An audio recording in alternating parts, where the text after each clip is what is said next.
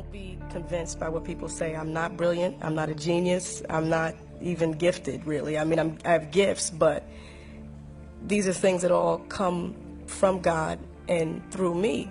Everything that is out there, everything that I'm privy to, so are you. If you get that into your system and get that into your spirit and understand that, we're not separated by anything, not time, nor space, not talent, nor gift, just acknowledgement and understanding where our gifts come from. In order to promote something higher, I feel now, at the ripe old age of 25, that the only thing that I could do is serve others. You understand what I'm saying? And because there are people who have not reached that point in their walk, yes, there's a little anger, there's a little resentment, because you raise a standard. You especially when you do it and you make some noise and you're saying something that holds a mirror up to a lot of the negativity and self-indulgent things and messages that a lot of other people, but we're all young. For me now, I'm learning that it's more important to be righteous than to be right. I've tried to be right. This is right. This is an injustice. This is a travesty. I'm right. But I've been very unrighteous and still right. I live in this physical body. This is like my address, like 22 Eder Terrace. I just gave everybody my address, but that's my address.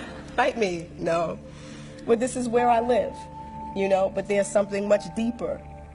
Who I am, has nothing to do with, the hair and the shoes and stuff, even though I like shoes. I pray for the people who don't understand me. And I tell you, to be honest with you, I pray more now to understand than to be understood.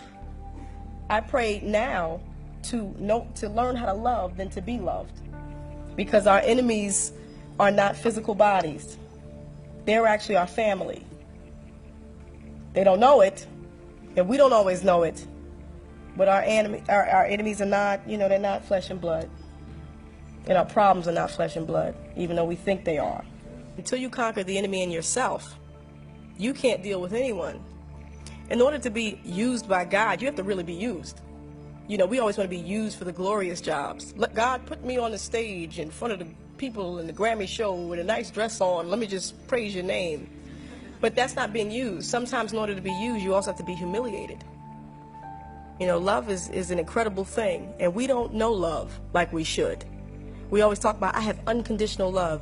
Unconditional love is, we don't even know it, because if a person stops stimulating us, we stop loving them. We're all trying to get to this next level without, as my brethren says, without the next level finding us. It's like life is peaks and valleys. And some people think some people explain that as good times, bad times, but I actually think it's learning or let's say learning mastership, okay? Or study mastership. And that's what you stay stuck on top of one hill, one mountain, when, God's intention is that we study and master a bunch of different things. But, once you're on the top of that mountain, you have to go this way. And then once you learn and you go through that, you are on the top of another one. So I would just encourage everybody, never be afraid of not knowing. Never be afraid of not knowing. Find out. Because that's how you get, to mastership. Let's not be mediocre in our greatness. You know what I mean? Like, think big. Think big. And think in doses. Think in experiences. And don't be afraid of experiences that teach you.